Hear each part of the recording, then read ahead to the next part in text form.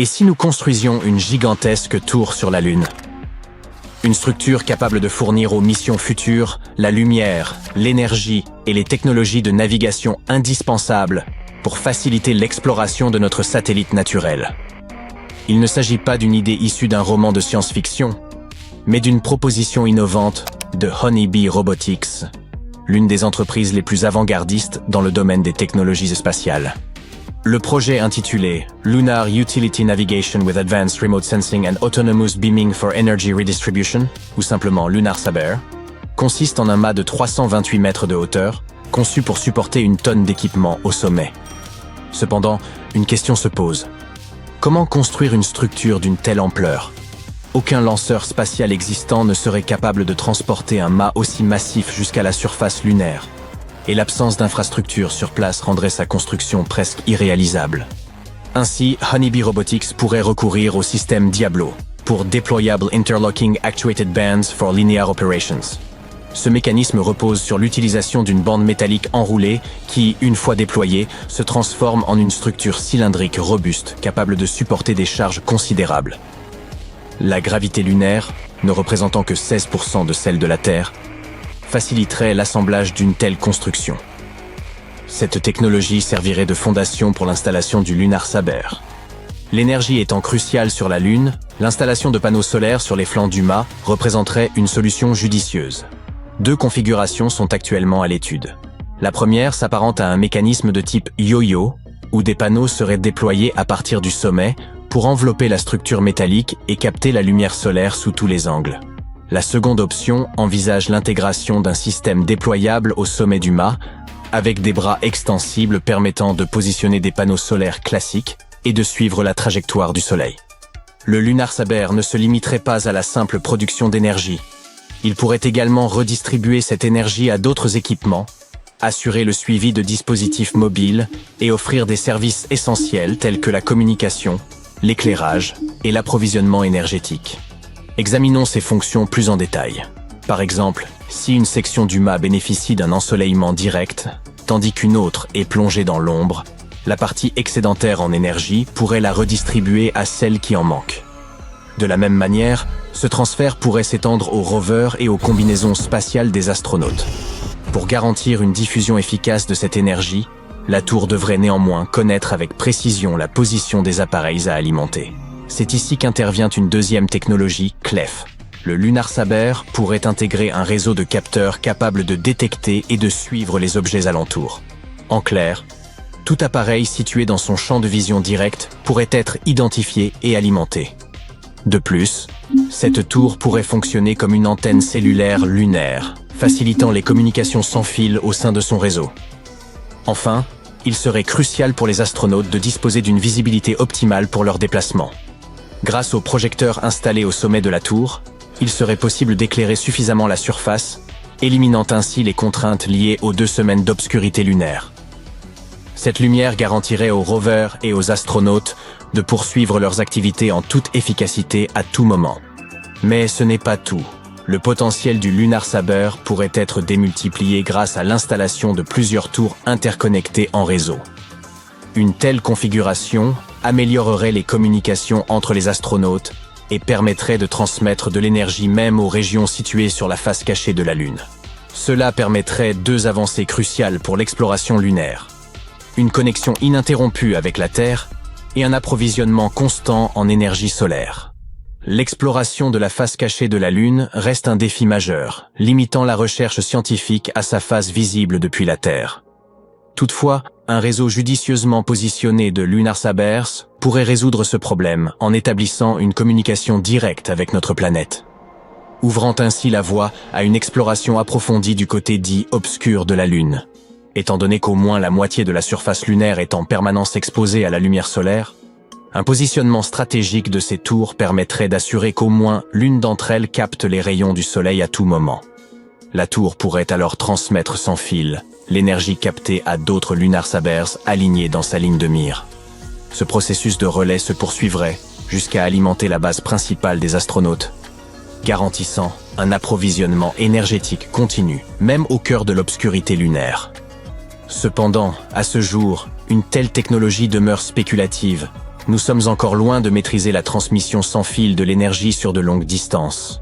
Même sur Terre, batteries et câbles restent des solutions indispensables. Il est peut-être plus réaliste, pour l'instant, de déployer une flotte de satellites en orbite lunaire que de construire un réseau de tours de communication gigantesques. Et si notre Lune était creuse? Pourrions-nous nous y cacher au cas où une terrible catastrophe détruirait notre planète? Les partisans de la théorie de la Lune creuse pensent qu'il s'agit d'une option réelle.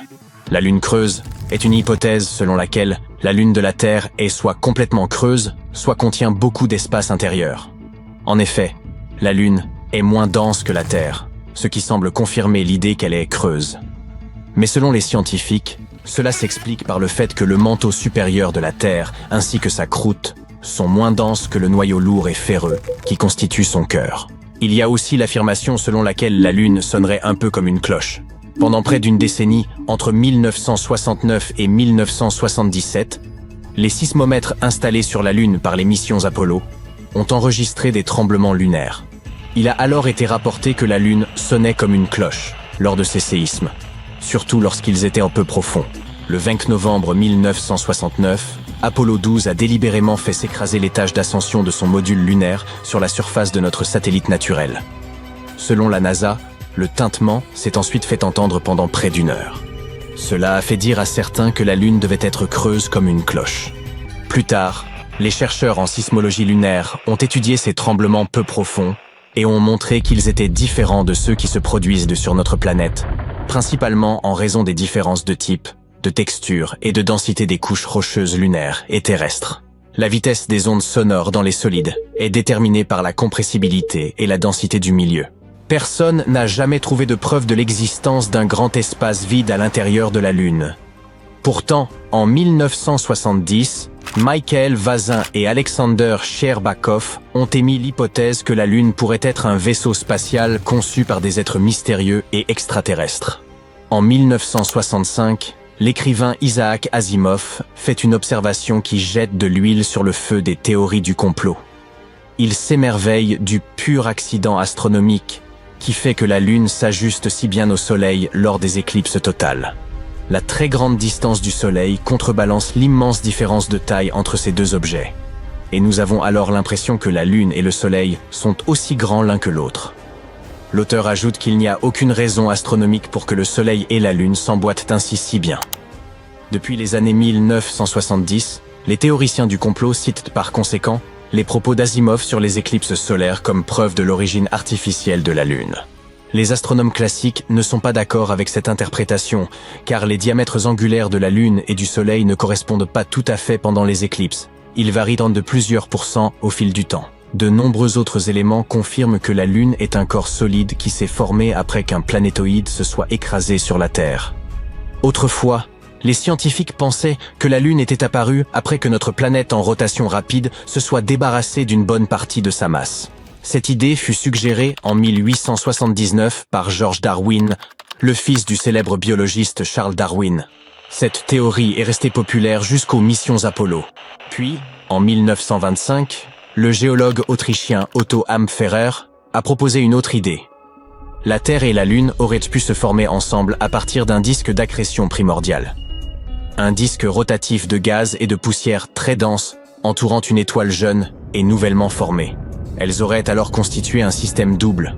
Selon une troisième théorie, la Lune, un planétoïde, aurait été happée par la gravité de notre planète. L'explication moderne fait généralement appel à l'hypothèse de l'impact géant. Selon cette hypothèse, un corps spatial de la taille de Mars aurait heurté la Terre et créé un anneau de débris autour de notre planète. Au final, cet anneau se serait rassemblé en un seul objet, notre Lune. Mais revenons à la théorie de la Lune creuse. À l'heure actuelle, aucune preuve scientifique ne vient étayer cette hypothèse. Les observations sismiques et d'autres données indiquent que la Lune possède un intérieur solide, composé de plusieurs couches. Une croûte mince, un manteau assez étendu et un noyau dense. De nos jours, l'idée de la Lune creuse est considérée comme une théorie complotiste. Il existe plusieurs théories sur l'apparition de la Lune dans notre ciel. Et récemment, une nouvelle idée a émergé. Mais avant de parler de cette nouvelle venue, examinons les hypothèses les plus populaires concernant la formation de la Lune. Selon la théorie de la capture, le satellite naturel de la Terre aurait d'abord été un corps errant, un peu comme un gros astéroïde. Il se serait formé ailleurs dans le système solaire avant d'être capturé par la gravité de notre planète au moment où il passait à proximité. L'hypothèse de l'accrétion suggère que la Lune s'est formée en orbite autour de la Terre en même temps que notre planète, apparue dans l'obscurité du cosmos. La théorie de la fission, quant à elle, affirme qu'à un moment donné de son développement, la Terre tournait tellement vite qu'une partie de sa matière s'est détachée et s'est mise à orbiter autour d'elle. Enfin, la théorie de l'impact géant, la plus populaire actuellement, affirme que la Lune s'est formée lors d'une collision entre la Terre et une autre planète hypothétique appelée Theia, qui était beaucoup plus petite, probablement de la taille de Mars. Les débris qui en ont résulté se sont mis en orbite autour de la Terre et ont formé la Lune. Passons maintenant à la nouvelle théorie que nous vous avons annoncée. Selon elle, notre satellite se serait formé immédiatement, en quelques heures, après la collision entre la Terre et Theia. La matière des deux planètes aurait été projetée directement dans l'orbite de la Terre juste après l'impact. Elle aurait formé la Lune et laissé des traces à l'intérieur de notre belle boule bleue. Dans les scénarios précédents, on pensait que les restes de Theia avaient été dispersés dans l'espace et s'étaient mélangés à un peu de matière provenant de notre propre planète. Mais alors, pourquoi observe-t-on des similitudes aussi frappantes entre la composition de la Lune et celle de la Terre? Se pourrait-il que Theia ait été semblable à la Terre d'un point de vue isotonique et chimique? C'est peu probable. Mais selon notre nouvelle théorie, davantage de matériaux terrestres auraient été utilisés pour créer la Lune, en particulier ses couches extérieures. Cela pourrait expliquer cette similitude de composition. Une autre théorie tente d'expliquer cette mystérieuse similitude, le modèle synestien. Selon elle, notre satellite se serait formé à l'intérieur d'un tourbillon de roches vaporisées lors de la collision. Mais cette théorie ne permet pas d'expliquer l'orbite actuelle de la Lune. La nouvelle théorie, en une seule étape, nous offre des explications plausibles pour les similitudes de composition et l'orbite de la Lune. Elle pourrait également apporter des réponses à des mystères non résolus jusqu'à présent. Comme ce scénario place la Lune sur une orbite plus large et lui confère un noyau non entièrement fondu, il pourrait expliquer l'inclinaison de l'orbite du satellite et la minceur de sa croûte. Quoi qu'il en soit, pour confirmer l'une de ces théories, il faudra analyser les futurs échantillons lunaires qui seront ramenés sur Terre par les prochaines missions Artemis de la NASA. Les scientifiques auront ainsi accès à des matériaux provenant des profondeurs de la Lune et ils pourront comparer si les données réelles correspondent au scénario proposé. Par le passé, les missions Apollo ont déjà ramené environ 1/3 de tonnes de roches et de terre provenant de notre satellite. Ces échantillons ont montré que la Terre et la Lune présentèrent des similitudes chimiques remarquables. Ils ne peuvent que suggérer une chose. Ces objets spatiaux ont eu une histoire commune. Si la Lune avait été formée ailleurs et avait ensuite été capturée par la gravité de notre planète, sa composition serait très différente de celle de la Terre. Mais si elle avait été créée en même temps que la Terre, ou si elle s'était détachée de notre planète, le type et la proportion de minéraux sur la Lune seraient les mêmes que dans nos contrées. Mais ils sont un peu différents. Les minéraux de la Lune contiennent moins d'eau que leurs homologues terrestres. Le satellite est également plus riche en matériaux qui se forment rapidement à haute température. C'est pourquoi le modèle de formation de la Lune le plus accepté aujourd'hui est celui de l'impact géant. Les météorites provenant de la Lune sont également une grande source de données pour l'étude des origines de notre satellite. Elles peuvent nous en apprendre encore plus sur la Lune que les échantillons d'Apollo. En effet, ces météorites proviennent de toute la surface de la Lune. Les échantillons d'Apollo, quant à eux, ont été collectés à un seul endroit, près de l'équateur, sur la face visible de la Lune.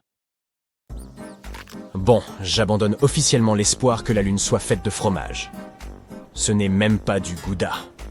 Notre boule préférée, ou banane incurvée, ou moitié de pièces de monnaie selon la phase dans laquelle elle se trouve, est composée de différentes couches, tout comme la Terre. Et l'une de ces couches est le noyau interne. Il y a une vingtaine d'années, les scientifiques ont étudié la rotation de la Lune. À partir de leurs données, ils ont conclu qu'elle avait un noyau externe fluide. Mais le noyau interne était difficile à étudier. Ils ne savaient pas s'il était solide comme de la roche ou en fusion comme un liquide chaud. Mais tout est plus clair aujourd'hui. Les astronomes ont pu recueillir des données lors des différentes missions, notamment la mission Apollo, au cours de laquelle les astronautes sont allés collecter des informations importantes. Ils ont utilisé une technique spéciale afin d'obtenir des données sismiques. Cela consiste à étudier la façon dont les ondes sonores se déplacent dans les objets. Prends l'exemple des séismes sur notre planète. Lorsqu'un séisme se produit, il crée des ondes dans le sol. Les scientifiques peuvent détecter et analyser ces ondes pour en savoir plus sur notre planète. La même idée peut s'appliquer à d'autres objets de notre système solaire, les planètes ou, dans ce cas, la Lune. Lorsque des tremblements de terre ou de lune se produisent, ils génèrent des ondes sonores. En écoutant et en étudiant attentivement ces ondes, les scientifiques peuvent créer une carte détaillée de ce qui se trouve à l'intérieur de l'objet. Ils peuvent déterminer les différentes couches, leur composition et leur disposition. Pour examiner l'intérieur de la Lune, nous avons aussi utilisé ce qu'on appelle la télémétrie laser. Cette méthode permet de mesurer la distance entre la surface de la Terre et celle de la Lune. Et il s'est avéré que le noyau interne de notre satellite est une boule de fer dense et solide, tout comme celui de la Terre. Elle mesure environ 500 km de large, soit près de 15% de la taille de la Lune.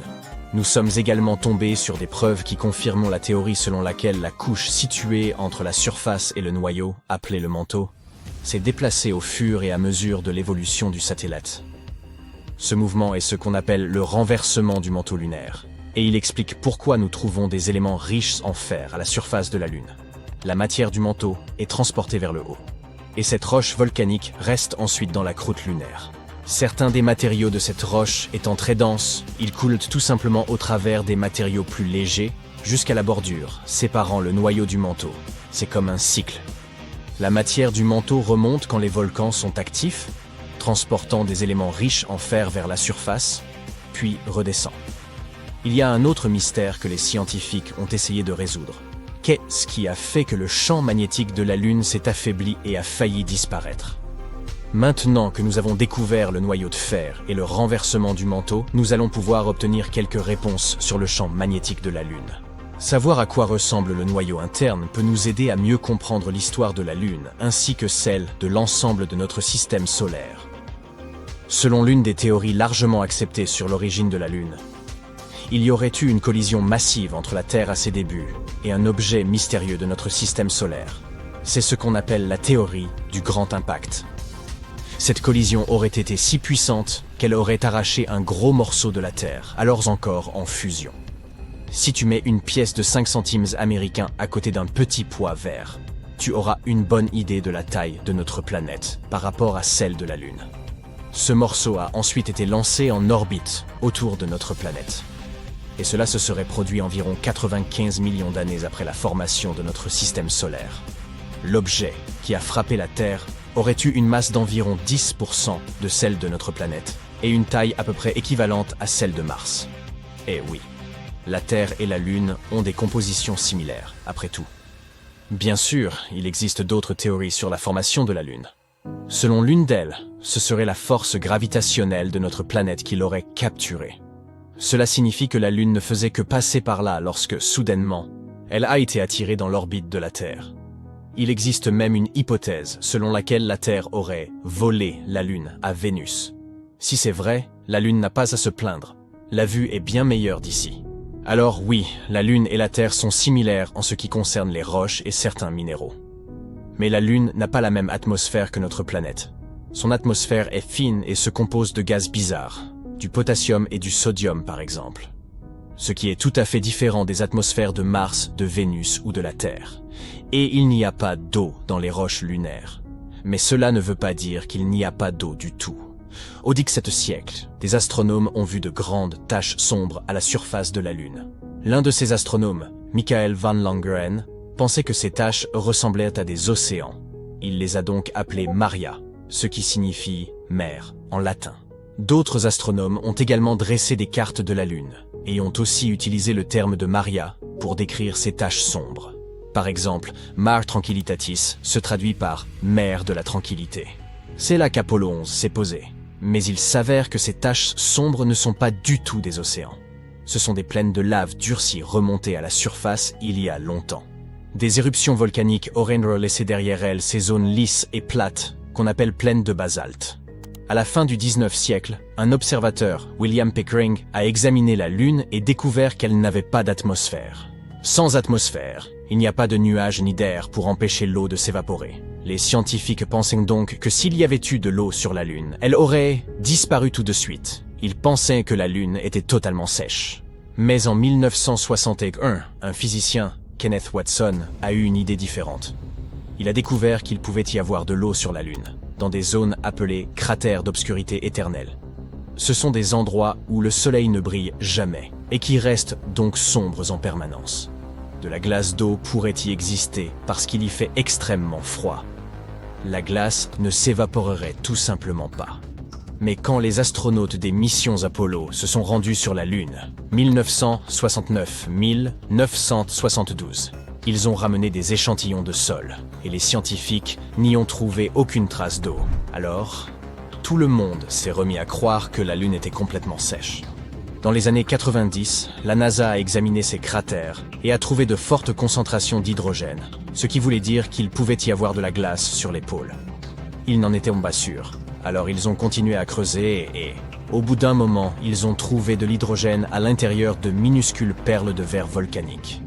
Il n'y a pas de volcan actif sur la Lune aujourd'hui, ce qui signifie qu'il y avait sans doute de l'eau à l'époque où c'était le cas, il y a très longtemps. Et il se peut même qu'il y en ait eu beaucoup au tout début de l'existence de la Lune. En 2020, la mission Sophia de la NASA nous a montré ce que nous cherchions depuis très longtemps. Il y a bel et bien de l'eau sur la Lune. Il s'avère qu'elle a été cachée dans les grains de poussière et qu'elle colle à la surface dans les zones de la Lune éclairées par le Soleil. Il n'y a donc pas d'océan comme sur Terre, mais il y a au moins quelque chose. Mais une question demeure. Comment l'eau est-elle arrivée là ? Il semble que la Lune ait connu quelques déboires lors de sa formation, comme sans doute la plupart des planètes et des lunes de notre système solaire. Il est donc possible que de l'eau soit apparue à la suite de collisions avec des comètes, et peut-être même que d'autres comètes en apportent davantage encore aujourd'hui. Une situation véritablement chaotique. Des micrométéorites glacées entrent en collision avec la surface de la Lune, et la poussière crée un désordre encore plus grand en interagissant avec les vents solaires. Nous espérons en apprendre plus à ce sujet, car, comme nous le savons, qui dit eau dit aussi inévitablement vie. C'est pourquoi nous voulons en savoir davantage, notamment sur toute cette glace cachée dans les cratères de la Lune. Elle pourra peut-être nous apprendre quelque chose sur la façon dont la vie s'est développée ici. Les comètes nous ont peut-être apporté tous les éléments nécessaires, et certains de ces mêmes éléments sont peut-être aussi coincés dans la glace de la Lune. Quoi ? Regarde. Tu vois ça ? Une partie du Soleil s'est détachée, et elle tourbillonne maintenant au-dessus de la surface de l'étoile, ayant formé un gigantesque vortex. Que se passe-t-il là-bas ? Eh bien, admettons-le, nous connaissons encore très peu de choses sur le Soleil, aussi crucial que cette étoile soit pour notre bien-être. Néanmoins, dans le cas du Soleil brisé, les scientifiques peuvent probablement expliquer ce qui s'est passé. Une partie du plasma de l'étoile a probablement érupté de la surface du Soleil et s'en est détachée, créant quelque chose ressemblant à un vortex en forme de couronne au-dessus du pôle nord solaire. Et pourtant, ce n'est qu'une théorie. Les astronomes doivent réaliser des analyses plus poussées pour comprendre si c'est réellement ce qui s'est passé. À l'heure actuelle, ils sont un peu perplexes, car ce phénomène n'a rien de comparable à ce qu'ils ont observé auparavant. Cependant, les images que nous avons sont indéniablement impressionnantes. Ce qui est plus alarmant cependant, c'est que le comportement de notre étoile est en train de changer. Le Soleil intensifie actuellement son activité. Il devient plus turbulent avec des éruptions solaires et des taches solaires. Cette année, il a émis des éruptions tous les jours jusqu'à présent. Il a également produit quelques éruptions de classe X et M en janvier 2023. Ces éruptions sont les plus grandes et les deuxièmes plus grandes que notre étoile puisse produire. Bien que cela puisse paraître un peu alarmant, ne vous inquiétez pas. Le Soleil a certains cycles d'activité qui se répètent environ tous les 11 ans. Certains sont relativement calmes, tandis que d'autres sont absolument sauvages. Ces cycles se produisent en même temps que les fluctuations du champ magnétique du Soleil. Lorsqu'il est le plus faible au pôle de l'étoile, il change de place. Cela entraîne une inversion de la polarité du champ magnétique. C'est précisément la période où le Soleil est le plus actif. Elle est connue sous le nom de maximum solaire. En ce moment, nous sommes proches de ce maximum solaire. Les scientifiques peuvent le déterminer en analysant l'activité solaire inhabituelle. Mais comme le Soleil reste en grande partie un mystère pour nous, personne ne peut déterminer quand le renversement de polarité est susceptible de se produire. Une estimation approximative est juillet 2025. En même temps, nous ne pouvons pas dire que la situation solaire actuelle est normale. Il est vrai que chaque cycle solaire est différent des autres. Certains sont plus faibles, d'autres plus puissants. Donc, celui-ci, qui a commencé en décembre 2019, a déjà largement dépassé toutes les attentes des scientifiques et continue de le faire. Ce qui nous ramène au vortex observé le 2 février 2023, qui a tellement impressionné les astronomes. Cela a commencé comme une protubérance solaire. Il s'agit d'un filament de plasma brillant s'étendant au-delà de la surface du Soleil. Et laissez-moi vous dire, les prominences solaires sont un phénomène absolument régulier. Et, comme la plus récente, elles surviennent souvent à de hautes altitudes autour de la couronne du Soleil, qui est la couche la plus externe de l'atmosphère de l'étoile, également connue sous le nom de couronne solaire. Quoi qu'il en soit, les prominences comme celle en question sont appelées prominences haies, parce qu'elles ressemblent à une haie. Mais ce qui a surpris les astronomes est survenu un peu plus tard. Le matériau du filament s'est apparemment détaché et a commencé à tourner autour du pôle près duquel il s'était formé, à 60 degrés de latitude, et à une vitesse d'environ 100 km par seconde. Et cela a duré environ 8 heures. Un scientifique qui observe les cycles du Soleil depuis des décennies affirme qu'il n'a jamais vu de tourbillon de ce genre. Malheureusement, les pôles solaires sont très difficiles à observer. Il pourrait donc s'écouler un certain temps avant que nous obtenions nos réponses. Pour la première fois, un vaisseau spatial a touché la surface du Soleil en 2021. C'était la sonde solaire Parker de la NASA qui a traversé l'atmosphère supérieure de notre étoile. Elle a également prélevé des échantillons de particules et examiné les champs magnétiques là-bas. C'était une véritable étape importante et un bond géant pour la science solaire. Mettre la main sur la matière même dont est fait le Soleil permettra aux chercheurs de découvrir des informations cruciales sur notre étoile et son influence sur nous et l'ensemble du système solaire. La sonde Parker Solar s'est rapprochée de la surface du Soleil et a commencé à faire des découvertes que d'autres engins spatiaux étaient trop éloignés pour observer. Par exemple, la sonde a examiné le vent solaire de l'intérieur. C'est un flux de particules provenant du Soleil. Ces particules peuvent nous influencer ici, sur Terre. Bien avant de s'approcher très près de l'étoile, la sonde Parker a découvert qu'à proximité du Soleil, il y avait de nombreuses structures magnétiques en zigzag dans le vent solaire appelées switchbacks. Mais à ce moment-là, les scientifiques n'arrivaient pas à comprendre comment elles se formaient et où elles apparaissaient. Mais maintenant, plus de 2 ans plus tard, nous savons avec certitude que les switchbacks prennent leur origine à la surface solaire. Comme vous le savez, le Soleil n'a pas de surface solide, contrairement à notre planète. Mais il possède une atmosphère surchauffée, qui est composée de matériaux solaires liés par des forces magnétiques et la gravité. Lorsque la pression et la chaleur montante poussent ce matériau loin de l'étoile, il finit par atteindre un point où le champ magnétique du Soleil et sa gravité ne peuvent plus le contenir. Ce point a son propre nom, la surface critique d'Alfvén. Il marque la limite de l'atmosphère solaire, et c'est aussi là que commence le vent solaire. Le matériau qui parvient à passer la frontière se transforme en vent solaire. Il entraîne le champ magnétique du Soleil vers la Terre et au-delà. Mais le plus important est qu'au-delà de la frontière, ce vent commence à se déplacer si rapidement que ces ondes ne peuvent pas revenir vers le Soleil. Ce qui signifie littéralement couper tous les liens avec l'étoile.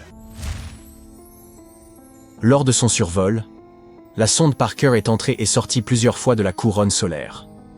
Ce qui a prouvé que la surface critique d'Alfvén n'était pas en forme de sphère lisse. Elle présente des vallées et des pointes, et sa surface est quelque peu ridée. À un moment donné, la sonde est même tombée sur un pseudo-réseau. Ce sont des structures massives dans la couronne solaire qui s'élèvent bien au-dessus de la surface de l'étoile. Vous pouvez les voir depuis la Terre lors des éclipses solaires. Et vous savez quoi? Pour la sonde Parker, traverser ce pseudo-tourelle était comme voler dans l'œil d'une tempête. À l'intérieur, tout était beaucoup plus calme. Les particules se déplaçaient plus lentement, et il y avait moins de détours. C'était un énorme changement par rapport à la barrage de particules que la sonde rencontrait à l'intérieur du vent solaire.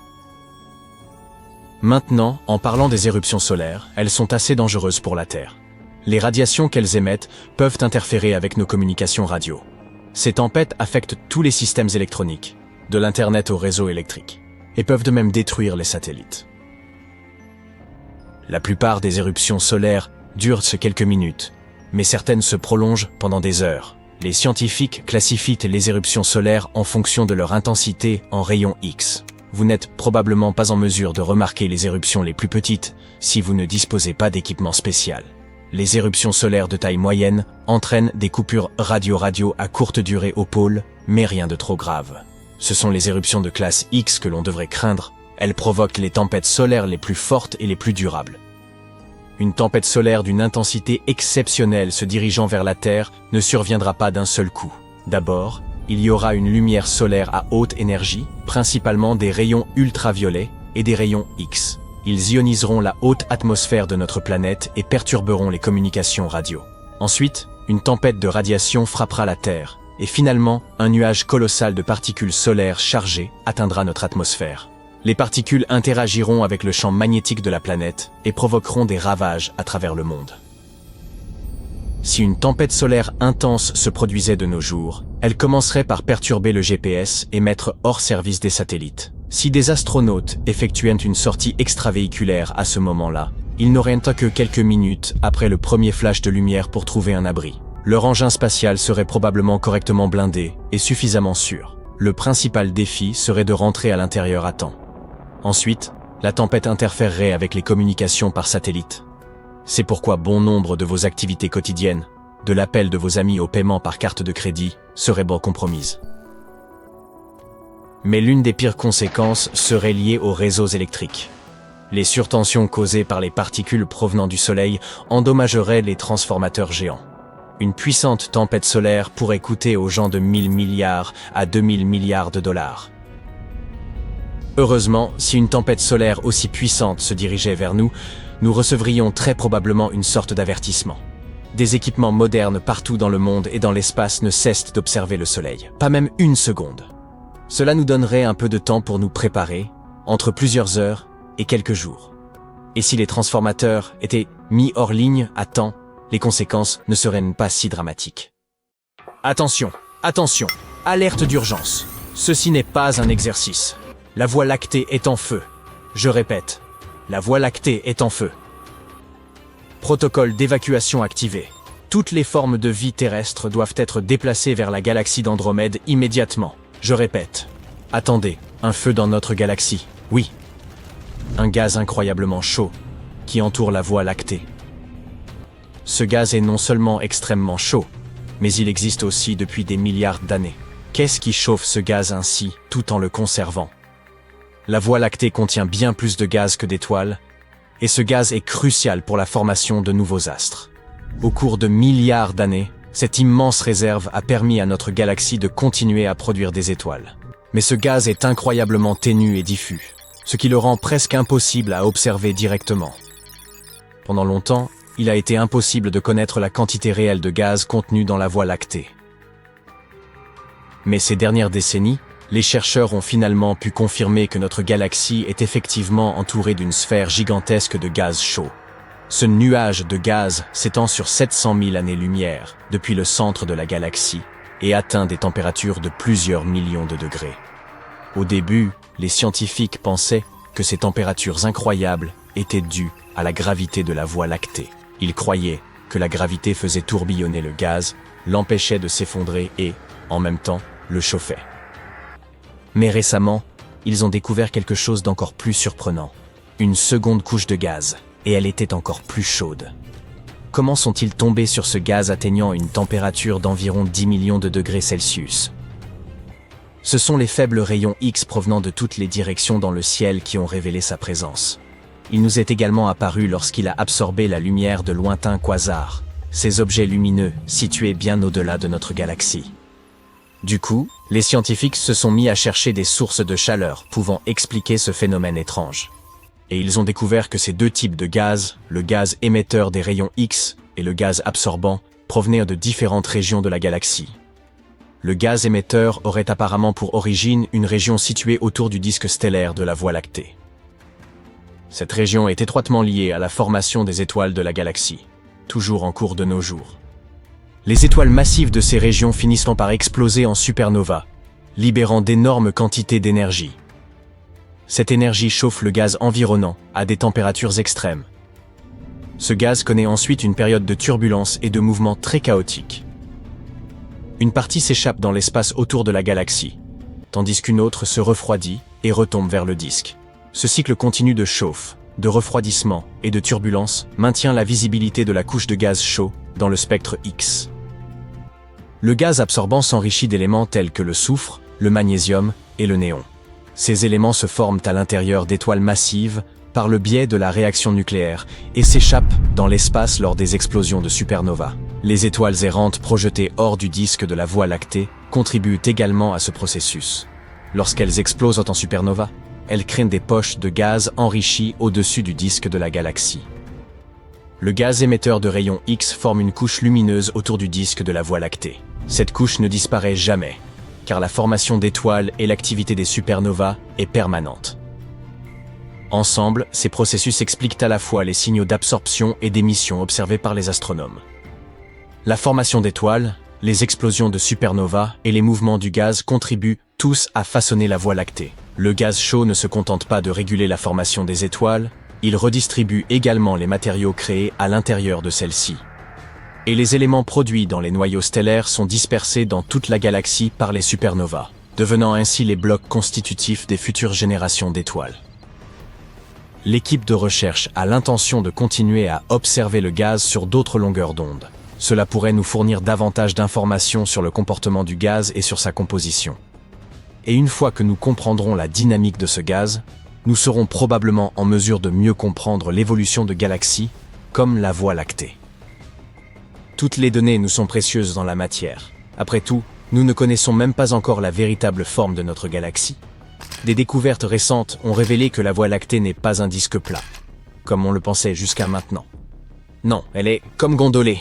Et le plus fou dans tout ça, la matière noire pourrait être la cause de cette déformation. La première confirmation que la Voie lactée n'est pas un disque parfaitement plat est venue des observations de la sonde spatiale Gaïa. Gaïa a cartographié les positions et les mouvements de plus d'1 milliard d'étoiles. Et ces observations nous ont montré que la Voie lactée s'étend plus loin que ce que l'on croyait initialement. Sur ses bords, le disque galactique présente une structure ondulée et gondolée, avec d'importantes déformations le long de son extrémité. Mais qu'est-ce qui cause donc cette déformation ? Elle peut être le résultat d'anciennes collisions galactiques, comme celle qui a eu lieu entre la Voie lactée et la galaxie naine du Sagittaire il y a environ 6 milliards d'années. Cependant, une nouvelle étude suggère une autre possibilité. Cette déformation pourrait avoir pour cause un halo de matière noire incliné entourant notre galaxie.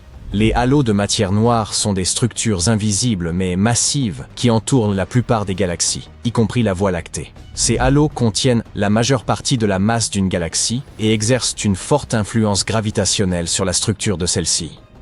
Si un halo de matière noire est incliné par rapport au plan d'une galaxie, il se peut qu'au fil du temps, ces effets gravitationnels finissent par la déformer. Pour savoir si cette théorie est juste, les chercheurs ont utilisé des données provenant de simulations informatiques très détaillées, ayant modélisé l'évolution galactique en intégrant la matière noire et les interactions entre la matière et les champs magnétiques. Cette analyse a révélé que la région intérieure d'un halo de matière noire peut effectivement s'incliner de manière significative par rapport au plan d'une galaxie. Cette inclinaison pourrait résulter de collisions galactiques ou de rapprochements avec d'autres galaxies. Et ces halos peuvent demeurer ainsi pendant des milliards d'années, ce qui est suffisamment long pour déformer un disque galactique. D'un autre côté, ce phénomène n'est pas unique. Les astronomes ont observé des plans déformés dans d'autres galaxies. En fait, près de la moitié de toutes les galaxies spirales de l'univers ont des disques déformés. Ainsi, le rôle des halos de matière noire inclinés et leurs effets gravitationnels dans la formation des galaxies pourrait être bien plus répandu qu'on ne le pensait auparavant. Tandis que nous cherchons des réponses, la Voie lactée continue de briller intensément. Mais qu'est-ce qui est à la source de cet éclairage continu ? Qu'est-ce qui alimente le processus de formation des étoiles ? Après tout, une étoile de la taille du Soleil naît chaque année dans la galaxie. Et pour cela, il faut beaucoup de carburant. La formation stellaire nécessite de l'hydrogène, l'élément le plus abondant dans l'univers. Mais il devrait être épuisé depuis longtemps. à moins qu'il n'existe quelque part une source de renouvellement. Cette source pourrait être les nuages d'hydrogène en mouvement rapide qui pleuvent sur le disque de la galaxie. L'hydrogène qui alimente la Voie lactée est ionisé, ce qui le rend difficile à détecter. Contrairement à l'hydrogène atomique, qui émet de la lumière, l'hydrogène ionisé n'en émet pas. Au lieu de cela, il absorbe la lumière, ce qui signifie qu'il ne peut être observé que lorsqu'il passe devant une source lumineuse. Auparavant, les astronomes utilisaient les quasars, des objets spatiaux extrêmement lumineux et lointains, comme source de lumière pour détecter ces nuages de gaz. Malheureusement, dans ce cas particulier, il était impossible de déterminer à quelle distance se trouvaient les nuages. Ils pouvaient être n'importe où, entre la Voie lactée et les quasars distants de plusieurs milliards d'années-lumière. Pour localiser l'emplacement des nuages de gaz, les astronomes ont donc fait appel au spectrographe des origines cosmiques installé à bord du télescope spatial Hubble. Ils ont pu observer 27 étoiles situées à moins de 10 000 années-lumière du disque de la Voie lactée. Ils ont analysé la lumière de ces étoiles et découvert qu'environ la moitié était obscurcie par des nuages de gaz. Cela signifie qu'ils étaient suffisamment proches pour alimenter directement le disque de la Voie lactée.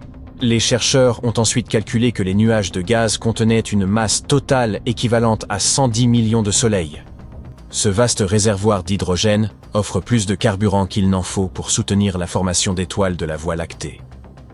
Mais d'où viennent ces nuages? Jusqu'à aujourd'hui, cela reste un mystère. Il existe deux hypothèses principales. Les nuages pourraient être constitués d'hydrogène qui se serait formé peu après le Big Bang, du gaz primordial. Ces structures pourraient s'être tenues hors de toute galaxie pendant des milliards d'années, ne s'en approchant que récemment en raison de l'attraction gravitationnelle. Ou bien il se peut que les nuages soient constitués de matériaux éjectés par la Voie lactée elle-même. Lorsque les étoiles explosent en supernova, il arrive qu'elles exhalent du gaz vers l'extérieur. Avec le temps, ce matériau pourrait se refroidir, retomber vers le disque et former ces nuages. Nous ne pourrons déterminer l'origine des nuages qu'après avoir étudié leur composition chimique. Le gaz provenant des étoiles explosées contient des éléments plus lourds, tandis que le gaz primordial créé après le Big Bang est composé presque exclusivement d'hydrogène et d'hélium. De futurs télescopes à spectre ultraviolet pourraient nous fournir les mesures détaillées nécessaires pour trancher la question. Regardez cette comète. Récemment, 4 éruptions y sont survenues en moins de 48 heures et elle est devenue près de 300 fois plus brillante que d'habitude. C'est la première fois en plus de 3 ans qu'elle connaît une série d'éruptions aussi puissantes. Devons-nous nous inquiéter, ici sur Terre? Sachez que les scientifiques ne sont pas inquiets, ils sont super excités. Tout d'abord, permettez-moi de vous donner un peu de contexte. 29P est ce que les astronomes appellent une comète Centaure. Ce sont des objets glacés qui orbitent autour du Soleil dans l'espace qui sépare Jupiter de Neptune. Et ce qui est intéressant avec les centaures, c'est qu'ils ressemblent à des hybrides cosmiques. Au cours de leur vie, ils passent d'un type de corps céleste à un autre. Ils débutent d'un top très loin, dans une zone glaciale et sans vie située au-delà de Neptune. Mais après quelques millions d'années, on peut les rencontrer plus près du Soleil, car les planètes de notre beau système les attirent grâce à leur gravité. Finalement, ils se transforment en comètes à courte période.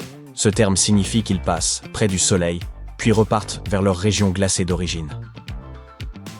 Les centaures, leur nom provient d'une créature hybride moitié cheval, moitié humain populaire dans la mythologie grecque, sont particulièrement intéressants car ils sont essentiellement des vestiges des débuts de notre système solaire, un peu comme des fossiles cosmiques. Comme ils se trouvent dans les zones les plus froides du système solaire externe depuis très longtemps, ils conservent beaucoup de matériaux volatiles qui étaient présents dès la formation de notre monde à 8 planètes. Cela en fait un indice précieux pour comprendre comment notre système a évolué. Et c'est ce qui rend les scientifiques si enthousiastes. Maintenant, parlons de 29P elle-même. Cette comète est énorme. Elle mesure environ 59 km de diamètre, soit presque 3 fois la longueur de Manhattan. Mais ne vous inquiétez pas, elle est bien trop éloignée pour nous causer le moindre souci. Elle fait partie des 1000 centaures connus, mais 29P appartient également à un groupe plus rare de comètes qu'on qualifie de cryovolcaniques. Celles-ci constituent une classe fascinante d'objets spatiaux et présentent une activité géologique unique. En effet, les comètes cryovolcaniques ne contiennent pas seulement le mélange habituel de glace, de poussière et de roches, mais possèdent également des cryovolcans, des volcans froids.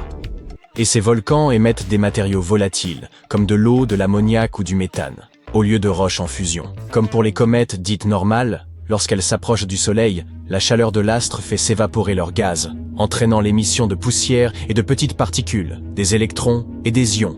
Ce sont ces matériaux qui produisent ces queues si magnifiques. Ces éruptions sont absolument spectaculaires et donnent à la comète un éclat prodigieux. Le nuage de cryomagma, en effet, réfléchit fortement la lumière du Soleil. Il se forme autour de la comète et on dit qu'il s'agit de sa chevelure. Il peut devenir si grand et si lumineux que la comète a alors l'apparence d'une boule de lumière floue. Si vous avez déjà observé une comète, la chevelure est ce halo que vous voyez autour d'elle. De telles éruptions sont assez imprévisibles. Alors que la plupart des comètes cryovolcaniques suivent des orbites elliptiques qui les emmènent loin dans le système solaire, 29P se trouve sur une orbite plus circulaire et reste à peu près à la même distance du Soleil que Jupiter. Mais cela ne signifie pas pour autant que ces éruptions sont plus régulières. Au contraire. En fait, 29P entre en éruption de manière totalement aléatoire et imprévisible. Et les scientifiques essaient encore de comprendre pourquoi. Les dernières éruptions ont débuté le 2 novembre 2024. Lorsque 29P a éclaté pour la première fois en presque 2 ans. Cela a été suivi par 3 autres grandes éruptions en moins de 48 heures, ce qui a vraiment attiré l'attention des astronomes de la British Astronomical Association. Ils suivaient 29P depuis un certain temps, et ont rapporté que les éruptions avaient envoyé un nuage de débris réfléchissant environ 289 fois plus de lumière que le noyau de la comète, ce qui constitue une énorme augmentation de luminosité. Les astronomes s'attendent à ce que la chevelure, qui grandit avec chaque émission, prenne une forme inhabituelle. Ces multiples éruptions pourraient l'amener à s'étendre de manière étrange et irrégulière. C'est particulièrement intéressant, car 29P n'a pas connu d'éruption aussi importante depuis novembre 2022. Là, elle a éjecté plus d'1 million de tonnes de débris. La dernière fois que ça lui était arrivé, c'était en septembre 2021. Cette année-là, la comète a connu plusieurs de ces éruptions en succession rapide. En plus de la confusion autour de ce phénomène, 29P est assez différente de la plupart des autres comètes. En général, elles ont des orbites elliptiques qui les emmènent très loin dans le système solaire. Elles passent des décennies, des siècles et parfois même des milliers d'années loin du Soleil. Mais ce n'est pas le cas de 29P. Elle orbite autour du Soleil tous les 15 ans. Et demeure à peu près à la même distance que Jupiter. Ce comportement étrange rend les astronomes encore plus désireux de comprendre ce qui s'y passe. Une autre caractéristique intéressante de 29P est qu'elle ne s'approche jamais suffisamment du Soleil pour que sa queue se développe de manière visible, contrairement à d'autres comètes célèbres, comme celle que l'on peut observer une fois par siècle, Tsuchinshan Atlas, qui a récemment fait les gros titres. Elle n'était pas passée aussi près de la Terre depuis 80 000 ans. Le télescope spatial James Webb de la NASA surveille de près 29P, contribuant à résoudre certains des mystères qui l'entourent. Et il a récemment fait une autre découverte révolutionnaire. Il y a détecté des jets de CO2, ce bon vieux dioxyde de carbone. C'était la toute première fois qu'on en voyait sur cette comète particulière. Et Webb a également découvert un jet de monoxyde de carbone. Cela nous en apprend beaucoup sur la composition de la comète et sur ses éruptions. Ce qui est particulièrement intéressant, c'est que ces jets semblent provenir de différentes parties du noyau de 29P. Bien que le télescope James Webb ne puisse pas réellement discerner le noyau lui-même, il est en effet trop petit pour être observé en détail, les jets, qui viennent de différents endroits à la surface de la comète, suggèrent que ce noyau pourrait être composé de différents objets. Et il se peut que ces objets soit-il composé d'éléments différents. Le noyau serait donc un corps composite, constitué de divers morceaux assemblés au fil du temps.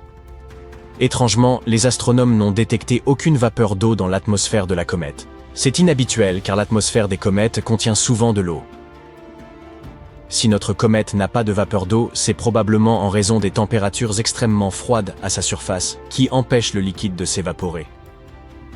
29P n'est pas la seule chose que le télescope Webb étudie. Il a également fait d'importantes découvertes concernant des galaxies très lointaines. Par exemple, il a récemment repéré une galaxie portant un nom assez compliqué qui serait apparue environ 1 milliard d'années après le Big Bang. Ce qui est vraiment étrange à propos de cette galaxie, c'est que le gaz qu'elle contient brille plus intensément que ses étoiles, et c'est vraiment rare. Il pourrait s'agir d'une phase intermédiaire manquante dans l'évolution des galaxies. Et cela pourrait permettre aux astronomes de comprendre comment les galaxies sont passées des toutes premières étoiles, appelées étoiles de population 3, au type de galaxies que nous voyons aujourd'hui. Les étoiles de cette galaxie sont beaucoup plus chaudes que celles que nous voyons dans les galaxies modernes de l'univers proche. Environ 80 000 degrés Celsius, comparé aux 50 000 degrés Celsius typiques des étoiles actuelles. Cela pourrait signifier que cette galaxie traverse une phase extrêmement brève mais intense de formation stellaire, au cours de laquelle de grandes étoiles très chaudes apparaissent dans un dense nuage de gaz. Si ce nuage de gaz brille si intensément, c'est parce qu'il est bombardé de lumière par ces étoiles.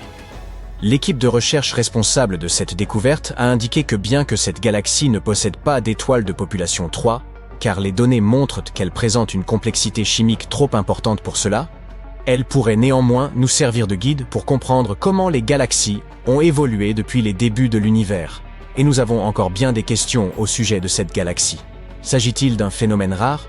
Ou est-ce quelque chose qui se produit fréquemment dans les premiers stades de la formation des galaxies? Les astronomes espèrent pouvoir étudier davantage ces questions et trouver quelques réponses.